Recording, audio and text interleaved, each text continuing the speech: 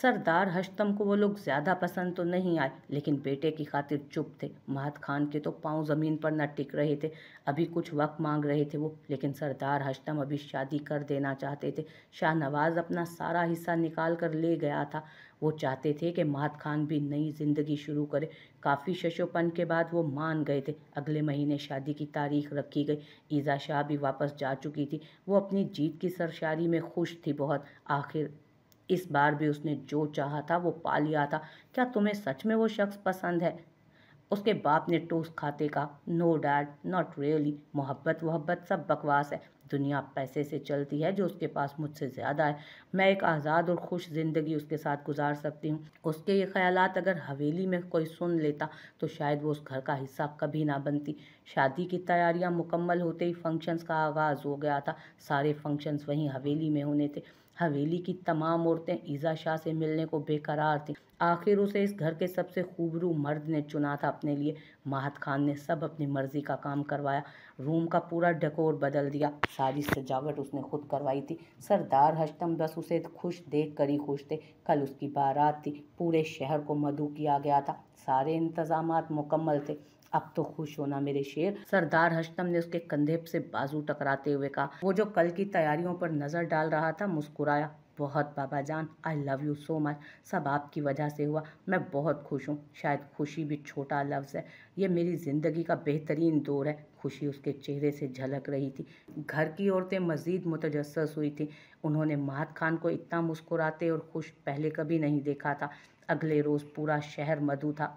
लोग सिर्फ महत खान की दुल्हन को देखने के लिए आए हुए थे। वो सामने से अपने बाप के साथ चलती आ रही थी। उसके आते ही वहाँ चहमीगोइयाँ शुरू हो गई थी। वो हसीन लग रही थी बहुत, लेकिन नहीं, चर्चे उसके हुस्न के नहीं, उसके पहनावे के होने लगे थे एकदम से। डीप रेड टेल लहंगा जिसकी टेल पीछे तक फैली थी, सब ठीक था, लेकिन कुछ था जो उसे वहाँ के माहौल के लिए गैर मुनासिब बना रहा था। वो था उसका ऑफ शोल्डर चोली। वहाँ की औरतों ने उसे खास पसंद नहीं किया, लेकिन मर्दों को वो एक आंख ना भाई थी। सरदार हश्तम की आंखें सुर्ख थीं। आज तक उन्होंने किसी को मौका नहीं दिया था कि उनके खानदान पर कोई जुमला कसे, लेकिन आज उसे एक लड़की ने भरे बाजार में उन्हें रुसवा कर दिया था। महत खान को भी उसकी यह हरकत शदीद नागवार गुजरी थी। घर की तमाम औरतों को वो खास पसंद नहीं आई, क्योंकि उसने किसी से भी सीधे मुंह बात नहीं की थी।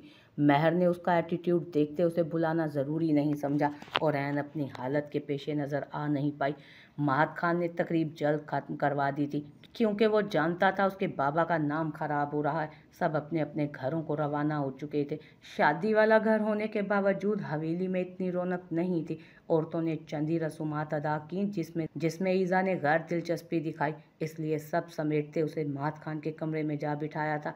तुम्हें ये नहीं पहनना चाहिए था ईज़ा, महत खान ने संजीदगी से कहा तो उसने एक अदा से उसे देखा और करीब आए। लेकिन ऐसा क्या गलत है इसमें? उसने महत की शेरवानी के बटनों पर हाथ फेरते बोला। हमारे यहाँ औरतों को आज़ादी है, लेकिन इस तरह की नहीं, और न मैं इसे आज़ादी समझता हूँ। हमारे यहाँ ऐसा लिबास गैर मुनासिब समझा जाता है।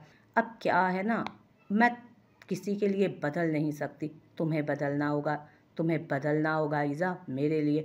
अब तुम मेरे नाम से पहचानी जाओगी, और महत खान ये गवारा नहीं करेगा कि लोग उस पर या उससे मुंसलिक किसी भी शख्स पर तंज करें। ओफ, ठीक है, बस करो अब तुम। इतना अच्छा मूड था मेरा, प्लीज़ स्पॉइल मत करो और मेरा वेडिंग गिफ्ट दो। महत खान ने गहरी सांस भरते उसे देखा जो हसीन लग रही थी, फिर मुस्कुराया इस उम्मीद से कि वो बदल जाएगी। उसके हाथ में डायमंड रिंग पहनाते उसका हाथ चूमा तो वो सरशारी से मुस्कुरा दी। एक ही गिफ्ट लाए हो? उसने महत खान के करीब आते कहा तो महत ने उसे हैरत से देखा। हाँ, आज के लिए एक ही, पर मुझे और चाहिए थे, इतनी सारी चीज़ें। उसने महत की आंखों में आंखें डालते कहा तो वो मरमराइज हुआ। कोई इतना हसीन कैसे हो सकता है? ये मोहब्बत ही थी जो महत खान को उसकी कोई भी बात बुरी नहीं लगी। ना उसका अपने तोहफे का इतना खुल्लम खुल्ला मांगना और ना रिवायती दुल्हनों की तरह शर्माना ले जाना, बल्कि आंखों में आंखें डालकर बेखौफी से उसकी तरफ आना। बाद में दिलवा दूंगा जो चाहिए हो, पहले सुनो कि कितनी मोहब्बत है मुझे तुमसे। खिड़की से झांकता चांद भी आज पूरी तरह नहीं निकला था। शायद उसे भी अंदाज़ा था कि महत खान की ज़िंदगी का उजाला बहुत जल्द खत्म होने वाला है। ऐन ने वापस वही रूटीन अपना ली थी। उसे लगता था वो एक रोबोट है जो अपनी ज़िंदगी शाहनवाज खान के मुताबिक जी रही है, और यही हकीकत भी थी। आज उसे सुबह से खुद की तबीयत खराब महसूस हो रही थी। अब भी उसके कपड़े उसे देती वो वॉशरूम भागी थी। शाहनवाज ने मुंह बिसोरते उसकी ये हरकत देखी और बाहर निकल गया। वो भी मुंह साफ करती बाहर निकली, इस उम्मीद से कि शायद वो उससे उसका हाल अहवाल ही पूछ ले। लेकिन वो भी नाश्ते की टेबल पर आई। ऑमलेट को देखकर उसका फिर से जी मतलाया। यही वजह थी कि वो सिर्फ प्लेट में अपना चम्मच घुमा रही थी। एन बेटा खाओ ना, क्या कर रही हो? अभी नाजिया खान ने अपनी बात मुकम्मल ही ना की थी कि वो भागकर किचन में लगे सिंक पर झुकी। सब औरतें उसके पीछे आईं। मर्दों ने भी तशवीश से खाने से हाथ रोका। उसकी तबीयत ना संभलते देख डॉक्टर को बुलाया गया था और डॉक्टर की दी गई खबर ने पूरी हवेली के माहौल को बदल दिया था। खबर ही कुछ ऐसी थी, वो इस हवेली को उसका पहला वारिस दे रही थी। सरदार हश्तम और दुर्राब खान ने पूरे शहर में मिठाइयाँ बंटवाई थी। जिस शख्स को खुश होना चाहिए था वो वैसे ही बैठा था, नॉर्मल, जैसे किसी और के मुतालिक बात हो रही हो। उसका सारा ध्यान तो शहर में अटका था। वो ज़रूरी काम का कहता शाम को ही शहर रवाना हो गया था। सबने कुछ खास तवज्जो नहीं दी, लेकिन ऐन खान का दिल एक बार फिर बुरा हुआ था। उसे लगा शायद ये खबर उसके दिल में उसके लिए कोई गुंजाइश पैदा करे, लेकिन वो अपनी ज़िंदगी की रंगीनियों में गुम था। सब उसका बहुत ध्यान रखते थे। वो खुद भी अब खुश रहने की कोशिश करने लगी थी। माँ बनने का एहसास हर एहसास पर भारी था। शाहनवाज अंदर दाखिल हुआ तो वो उसके कपड़े निकालने के लिए आई। ऐन बात सुनो। उसका नर्म लहजा ऐन खान में एक नई उम्मीद भर गया था, जैसे सब बदल जाएगा। औरत कितनी बेवकूफ़ होती है ना, मर्द के एक बार हंसकर बात कर लेने से हर गम हर जुल्म भुलाए उसकी तरफ भागी चली आती है। जी, उसने जी कहा तो शाहनवाज ने उसे अपने साथ सोफे पर बैठने का कहा। वो भी झिझकती बैठ गई। मुझे ये बच्चा नहीं चाहिए, और ख़ासकर तुमसे। उसकी बात सुनते ऐन खान को लगा कि सातों आसमान उसके सर पर गिरे हैं। वो ये बात तो कम से कम उससे एक्सपेक्ट नहीं कर सकती थी। आपका दिमाग ख़राब है, आप बाप हैं इस बच्चे के। ऐन ने खड़े होते कहा। हाँ, लेकिन मैं कह रहा हूँ ना, नहीं चाहिए मुझे ये बच्चा। शाहनवाज अब चीख कर बोला। लेकिन क्यों? ऐन ने एक आखिरी बार कोशिश की ताकि वो उसके दिमाग में चलती गंदगी को सुन सके। क्योंकि मुझे तुमसे अपनी औलाद नहीं चाहिए। मैं जल्द ही दूसरी शादी करूँगा, उसी से अपनी दूसरी औलाद। अभी वो अपनी बात पूरी करता वो बेहोश होकर गिर चुकी थी। शाहनवाज ने बेजारी से उसे देखा। उसके अंदर इंसानियत मर चुकी थी। बाहर निकलकर उसने यहाँ वहाँ देखा। महर को देखते उसने उसे आवाज़ देकर ऐन को देखने का कहा और फिर बाहर निकल गया हवेली से। डॉक्टर ने उसे खुद का ध्यान रखने का कहा था। अभी शुरू के दिन थे और वो काफ़ी कमज़ोर थी। एहतियात बहुत ज़रूरी थी। वो अंदर ही अंदर डिप्रेशन का शिकार हो रही थी। उसे खतरा था कि शाहनवाज उसके बच्चे को कोई नुकसान ही ना पहुंचा दे। क्या बकवास कर रही थी नीचे? उसे कमरे में लाकर झटके से छोड़ा था उसने। क्या किया हमने? अपनी बहन के हक में आवाज़ उठाई है हमने। महर ने आम से अंदाज में कहा। तुम्हारी बहन के मुंह में जुबान नहीं है क्या? थी, लेकिन आपके भाई की मारपीट ने वो भी काट के बाहर फेंक दी। आपको पता है इस दुनिया में सबसे ज़्यादा तकलीफ दे क्या चीज़ है? खुद की इज्जत को भरे बाजार में नीलाम होते हुए देखना, खुद के मर्द को इंसान से हैवान बनते हुए देखना। लोगों का कहना आसान है कि उनका आपस का मामला है, लेकिन क्या इंसानियत बाकी नहीं बची? मैं हमेशा से खामोश रही हूँ, लेकिन आज अपनी बहन की हालत मुझसे देखी नहीं गई। उसे इतने बुरे तरीके से मारा गया है। आप मर्द सिर्फ एक औरत पर बर्तरी हासिल करना चाहते हैं, और पता है आप कामयाब भी हो जाते हैं, क्योंकि आपके जोरे बाजू में ताकत है ना। और हम मामूली से कमज़ोर वजूद की मालिक, जिन्हें रोन दिया जाता है। क्या एक पल को भी ख्याल नहीं आता आपके दिल में कि उनके सीने में भी दिल है, कि अगर कल को उनकी बेटी के साथ ऐसा सलूक हुआ तो वो क्या महसूस करेंगे? महर, अभी मेरी बात मुकम्मल नहीं हुई। आप लोगों को क्या लगता है आप औरत के साथ कुछ भी सलूक करेंगे, लेकिन वो आपसे मोहब्बत करती रहेगी? ये मुमकिन नहीं है। अगर आपने उनकी इज्जत ना की तो मोहब्बत भी एक गाली है हमारे लिए। फाजिल खान ने धीरे से उसे खुद के हिसार में लिया था। वो जो कह रही थी बिल्कुल सच था, लेकिन तुम्हें सबके सामने ऐसी बात नहीं करनी चाहिए थी। फाजिल खान ने उसे उसकी गलती का एहसास दिलाना चाहा। लेकिन कभी तो अपनी गलती माना करो महरीन खान। ऐसा मुमकिन नहीं है कि हर बार तुम हक पर हो। हर बात करने का एक तरीका होता है। तुम आहिस्ता और नर्म आवाज़ में भी तो अपनी बात कह सकती थी ना। क्या वैसे मेरी सुनी जाती? उसने गहरी सांस भरते कहा। आगाज़ तो करती। ऊंची आवाज़ कर लेने से बात का मफहूम तो ना बदल जाता। वो सब बड़े हैं तुमसे। मैं उम्मीद करता हूँ कि आइंदा तुम तमाम लोगों के सामने तहजीब से पेश आओगी। फाजिल खान उसके बालों पर लब रखे बाहर निकलता चला गया और उसे सोचने का मौका दे गया था वो पीछे से। वो वापस शहर चला गया था। अब की बार वापसी पर उसने काफ़ी हंगामा किया था। वो ऐन को छोड़ना चाहता था। वजह पूछने पर उसने सबको बताया वो किसी दूसरी औरत से दूसरी शादी करना चाहता है। सब सुनकर खामोश हो गए। लेकिन अभी ये मुमकिन नहीं, तुम्हारा बच्चा अभी इस दुनिया में नहीं आया। ज़ैनब खान गुस्से से बोली, ये औलाद उन्हें रोज़ाना जलील करवाती थी। मुझे ये बच्चा नहीं चाहिए, मैं बता चुका हूँ ऐन को। तो फारिग हो जल्दी से इस मसले से भी। तुम अपनी औलाद को मसला कह रहे हो, बेगैरत इंसान। सरदार हश्तम ने आगे बढ़ते एक चेहरे पर उसके रख के थप्पड़ लगाया था। हाँ, नहीं चाहिए मुझे ये औलाद। इस औरत से नफरत है मुझे, नफरत। मैं मार दूंगा इसे जान से। उसने ऐन की तरफ बढ़ते उसे ज़ोर से धक्का दिया। ये सब कुछ सेकंड्स में हुआ। किसी को अंदाज़ा नहीं था कि वो ऐसा कुछ कर गुजरेगा।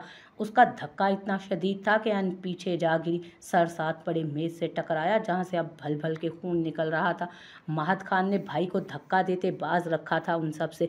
ईज़ा एक तरफ खड़ी सब तमाशा देख रही थी। सब उसे कुछ कहते कि एक खान की चीख पूरी हवेली में गूंजी। सबको एक ही खतरा था कि कहीं उसके बच्चे को, लेकिन होनी को कौन टाल सकता था। देखें, मैंने आपको पहले भी बताया था कि इनके केस में बहुत कॉम्प्लिकेशंस हैं, बहुत कमज़ोर हैं ये और डिप्रेशन का शिकार भी। लेकिन आपने एहतियात नहीं की। सो ये तो अब ठीक है, लेकिन सॉरी टू से हम बच्चे को नहीं बचा सके। ये अल्फाज उसने अपने कानों से सुने थे। फूट फूट कर वो ऐसा रोई थी कि कोई उसे संभाल नहीं पा रहा था। मैं उसे कभी माफ़ नहीं करूँगी, कभी नहीं। नफ़रत है मुझे उस 2 टके के आदमी से जो अपनी ही औलाद का कातिल निकला। वो चीख चीख कर कह रही थी। उसने खुला लेने का फैसला सबके गोश गुजार कर दिया था। अगले हफ्ते वो दुबई के लिए निकल गए थे, वो भी ईज़ा की फरमाइश पर। सरदार हश्तम चाहते थे कि अभी वो घर पर ठहरे क्योंकि मेहमानों का काफ़ी आना जाना लगा था। लेकिन ईज़ा ने बमुश्किल 1 हफ्ता इंतज़ार किया और ज़िद लगाई कि उसे बस जाना है। वो कहीं बाहर घूमने जाना चाहती थी। महत खान को उसकी बात मानना पड़ी थी। 1 महीना गुजारा था उन्होंने वहाँ। वो 1 महीना महत खान और ईज़ा शाह की ज़िंदगी का बेहतरीन महीना था। ईज़ा शाह ने वो सब मनवाया था महत खान से जो वो चाहती थी। ऐसा नहीं था कि महत को वो सब पसंद था, पर मोहब्बत अच्छे अच्छों को बदल देती है। वो तो एक आम सा इंसान था, नहीं जानता था कि हर अरूज के बाद ज़वाल मुकद्दर है। वापस आते ईज़ा बिना किसी से मिले सो गई थी। वो सबसे पहले अपने माँ बाप से मिलने गया और घंटा भर उनसे बैठकर बातें भी की। घर के सभी लोगों का हाल अहवाल जाना और ये भी कि शाहनवाज अपने ही बच्चे की जान लेकर अब भी गायब था। उसे अफसोस हुआ, उसे हमदर्दी थी दिली तौर पर ऐन के साथ जिसके साथ ये सब कुछ हुआ। बाबा, तो अब क्या करना है? उसने पुरसोच अंदाज में पूछा। कुछ नहीं, ऐन अब मजीद शाहनवाज के साथ नहीं रहना चाहती, वो अलहदगी चाहती है। उन्होंने संजीदगी से कहा। वो तो ठीक है, फिर दिलवाएं खुला, किस बात की देरी है? क्या हम इस बात का इंतज़ार कर रहे हैं कि लाला उसे जान से मार डाले? लेकिन ये मामला इतना आसान नहीं है बेटा। हम ऐन बेटी के बारे में सोच रहे हैं, उनकी आगे सारी ज़िंदगी पड़ी है। अकेले कैसे? बस करें बाबा, आप खुला दिलवाएं, आगे जो होगा देखा जाएगा। उसने हतमी लहजे में कहा तो उन्होंने भी कुछ सोचते हुए हाँ में सर हिलाया। बरखुरदार, अब अपनी बीवी को कहें कि यहाँ के तौर अतवार सीखे। उसका ये हुलिया यहाँ काबिल कबूल नहीं है। उनका इशारा उसके पैंट शर्ट की तरफ था जो वो अक्सर पहना होता था। जी बाबा, मैं समझाऊंगा। न जाने क्यों, लेकिन उसे शर्मिंदगी ने घेरा था। वो जानता था कि बाबा उससे ऐसी बात कभी ना करते, लेकिन शायद उसे घर की औरतें टोक चुकी थी। वो उनकी बात नहीं मानी थी तो सरदार हश्तम को कहना पड़ा। वो सीधा अपने कमरे में आया जहाँ वो ऐसे ही हुलिये में बैठी थी। ईज़ा, कुछ बात करनी है तुमसे, यहाँ आओ, ज़रूरी बात है। सोफे पर उसने उसे आकर बैठने का इशारा किया तो मुंह बिसोरती वो मैगज़ीन रखती वहाँ आई। बोलो। व्हाट्सएप के स्टेटस चेक करते वो बोली। अब तुम ये पैंट शर्ट नहीं पहनोगी, कुर्ता शलवार पहनो, अच्छा लगेगा तुम पर, और एक किस्म का चेंज भी हो जाएगा। उसकी बात सुनते ईज़ा शाह ने झटके से सर उठाया। Are you kidding Mahad? मैं क्यों ऐसे अपना पहनावा किसी के लिए बदलूं? किसी के लिए नहीं, मेरे लिए। उसने अब के सख्त लहजा अपनाया। किसी के लिए नहीं मतलब किसी के लिए भी नहीं, तुम भी नहीं, सॉरी टू से। वो वापस अपने फ़ोन पर नज़रें घुमाते हुए बोली तो उसे अपनी तजलील महसूस हुई। उसका फ़ोन झटके से उसके हाथ से लेता सामने बेड पर फेंका। कमरे में पहन सकती हो, बाहर नहीं, ये मुनासिब नहीं, मैं पहले ही समझा चुका हूँ तुम्हें।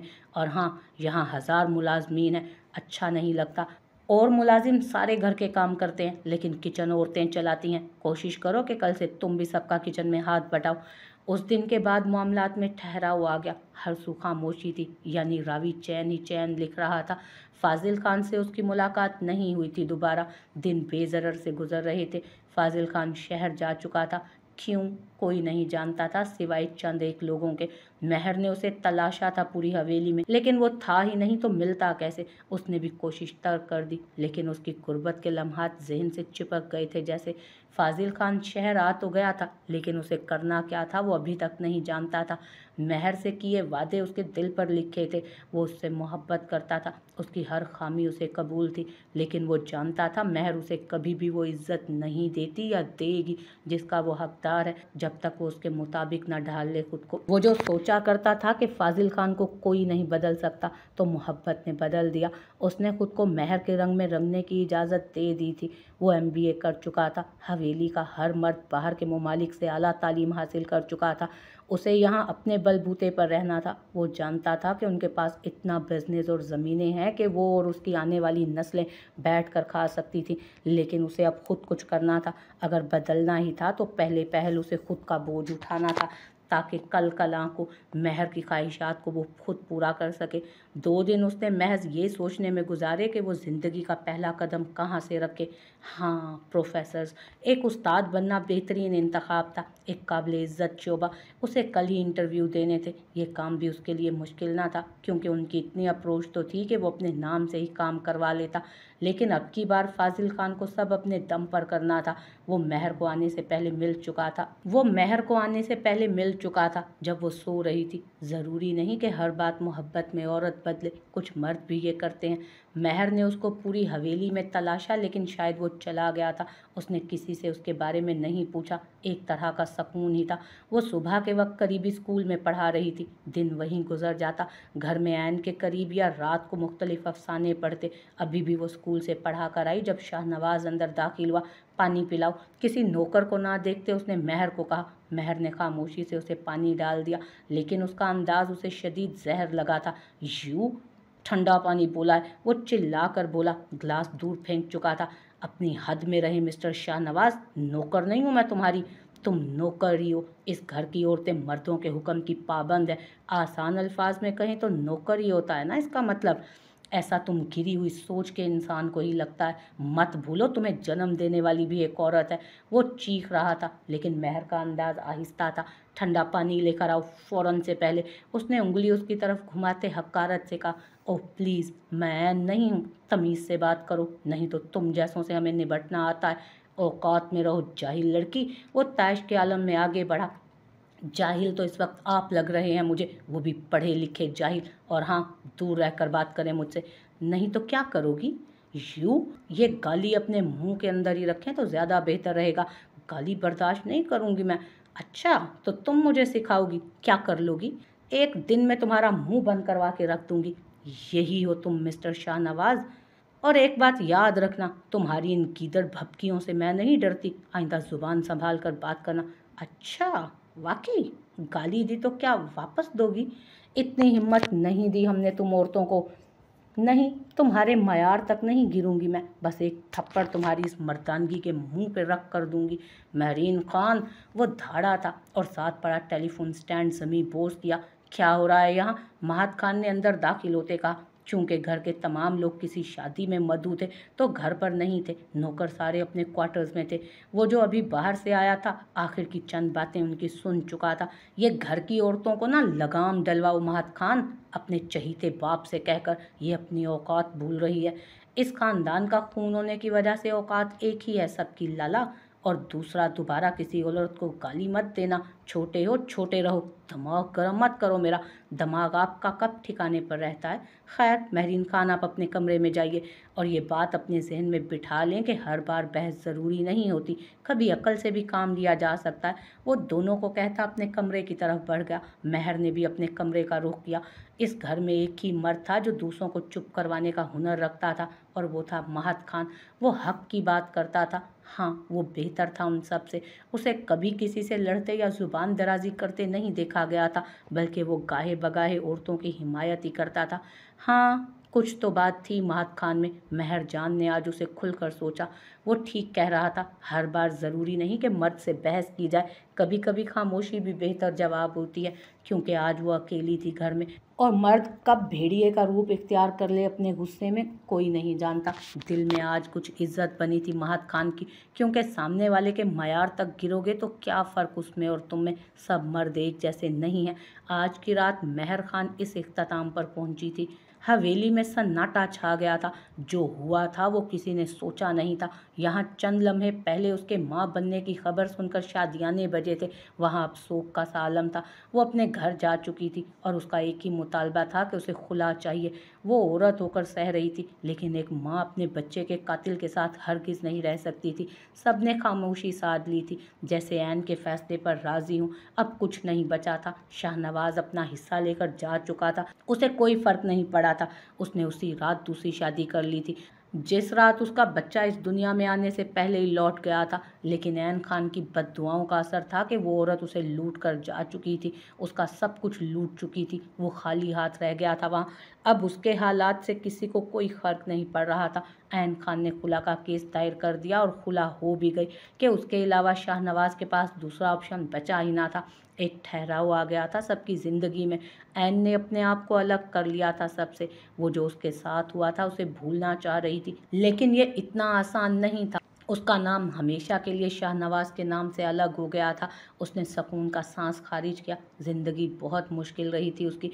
उसने उम्मीद ही छोड़ दी थी कि उसके लिए कभी खुशियाँ आएंगी या नसीब में लिखी गई होंगी।